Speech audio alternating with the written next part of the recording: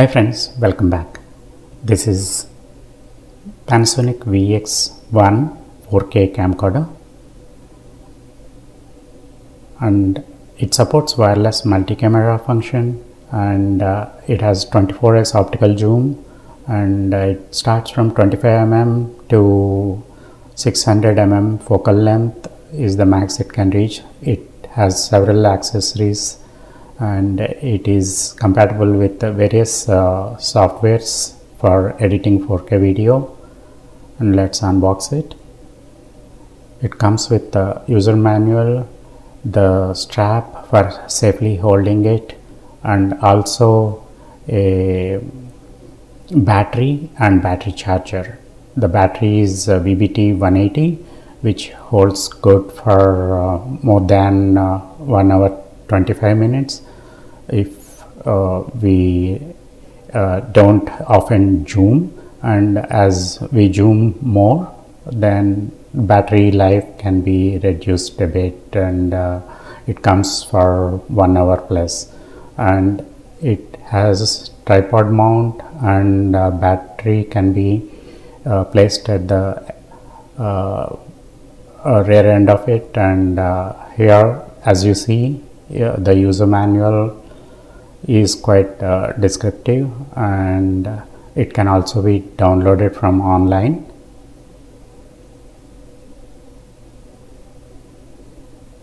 And here is the battery, which is VBT 180, and there is the USB cable.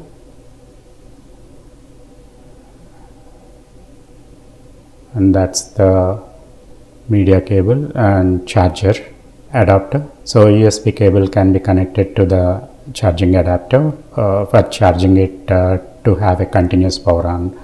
There are a couple of more cables. So this is the actual charging cable, and this is the hood, which can be connected in the front to have a filter placed on it.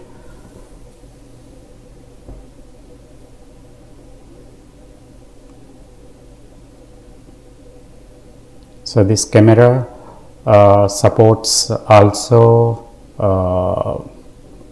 the batteries and continuous power, so that it can be used for recording for longer time.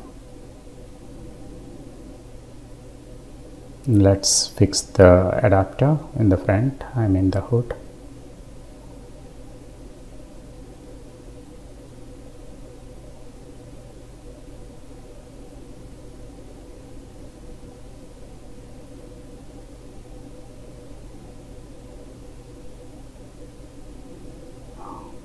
And placing the battery.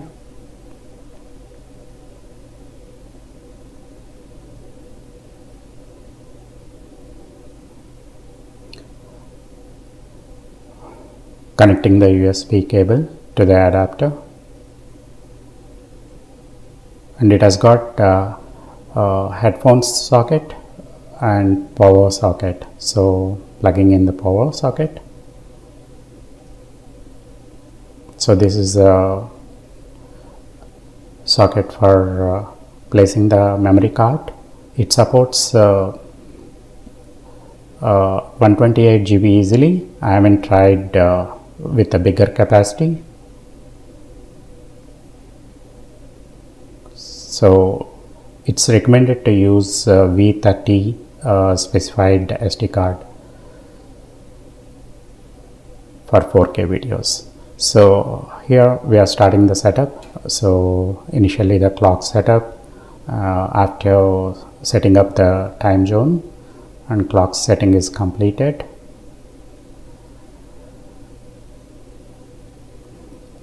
So let us progress through some menus and functions while we set up for the first time. It can be adjusted later based on our preferences and the recording situation. There are zoom mode, active contrast, recording format. So zoom mode, I'm setting it up for optical zoom 24x. I don't need the intelligent zoom, and active contrast, I keep it on. Recording format, there are several recording formats, MP4, AVC HD. So I bought this one for recording the 4K video, so I chose the 4K MP4.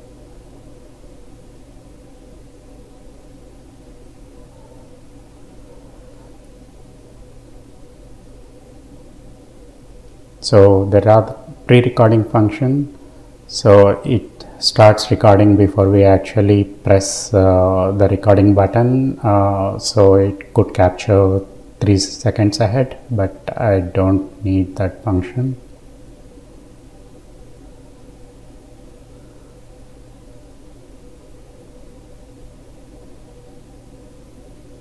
So there is a face framing function also, so I am putting it as all. The hybrid OS, it's must, and I keep it on. And level shot, I keep it normal. So fade, I keep it off because we can usually look into the software for any type of transitions. Guidelines, I prefer having the guidelines. Level gauze, I keep it on so that whether the level is correct or not we can check from the display. And AGS is auto gain control, so depends on our needs, we can either keep it on or off. If we are using any type of preamp, it's preferably to be turned off so that we can manage it through preamp. Shooting guide on, and sound scene select, I keep it on auto. Mic level, this can be adjusted based on the recording scenario, so at this point as an initial setup I keep it auto. And these are too many lines, so we can reduce it by choosing the proper grid function.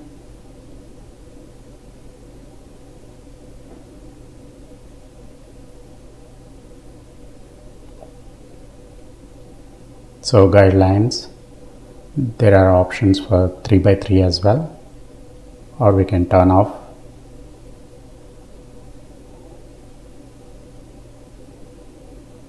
And there is the picture menu. You can choose the picture size.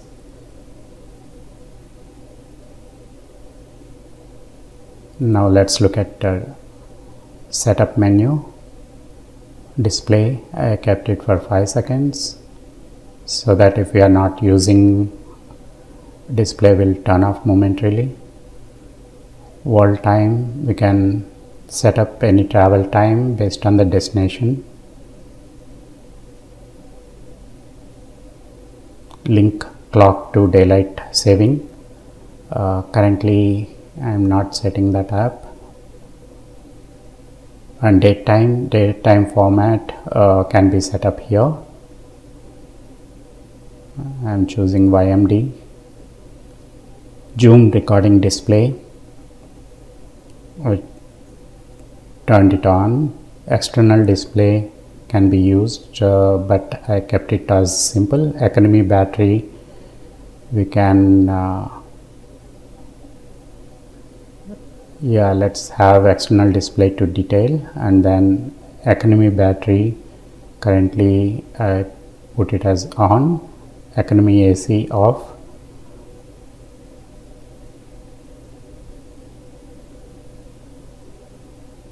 Pause rec alert, I kept it on. And select cancel by touch, there are functions for that also. Here are several select operation icons. We can choose some of the icons to be displayed over there. So there is a limit of how many we can show. Only 3 icons can be displayed at any point, so whichever you prefer, you can configure them accordingly. So currently I configured for these HDR night shot.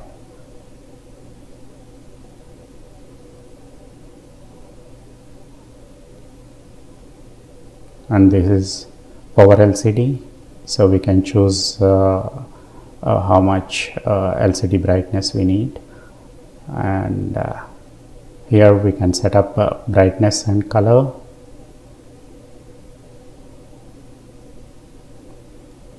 This is a reset settings button, so I am not choosing that because I have made several changes. So reset Wi-Fi settings can be used to reset the initial Wi-Fi settings, and then we can configure that so that the remote app can be used. So the remote app is a Lumix camera app available on both iOS as well as Android Google Play Store, and it's quite a good app which can be used also for controlling the zoom and configuring several parameters.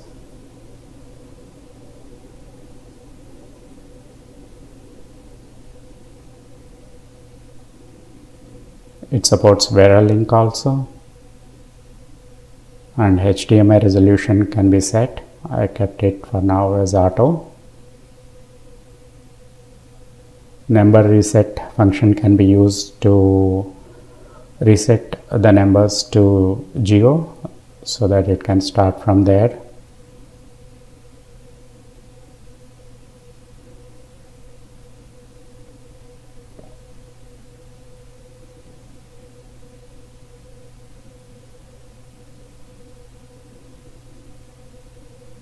So format card is used to format the SD card. So initially it's better to format SD card, and it alerts us whether to delete all the content in that. So I'm okay with that. Now the card is getting formatted. So it configures the camcorder specific folder structure. So it is always recommended to format it the very first time. That is the level shot icon what you see in the recording mode.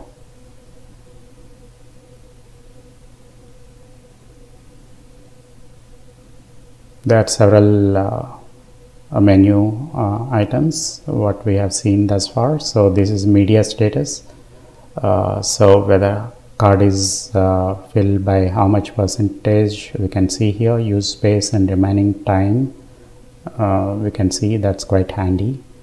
And there is the firmware version info. So if any new firmware is available on Panasonic website, it can be downloaded and flashed to this. So once the firmware is available, it can be copied to SD card, and then SD card can be used to flash the firmware from this menu option. So language is set to English.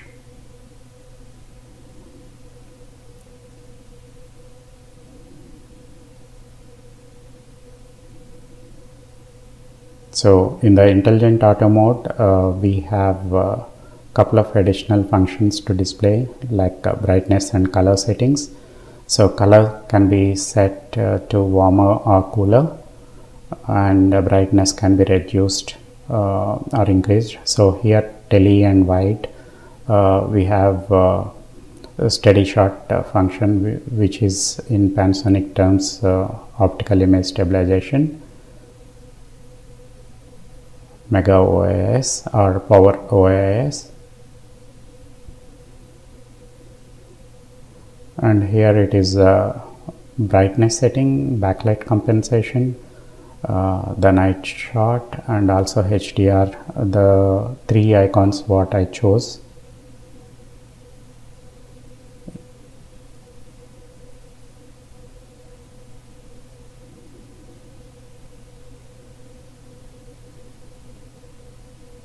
So the left and right arrow can be used comfortably to configure the other menu options. So there are 4 groups of quick menu options available, and the menu icon can be used to set up either recording or picture, or set up related additional functions, or detail level menu settings can be done from there.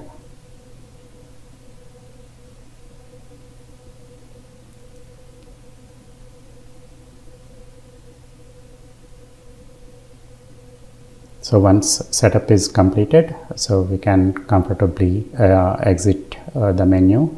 So these are the intelligent auto and other functions available. So that is the brightness, where we can set towards left it is decrease and towards right it is increase. So here color can be adjusted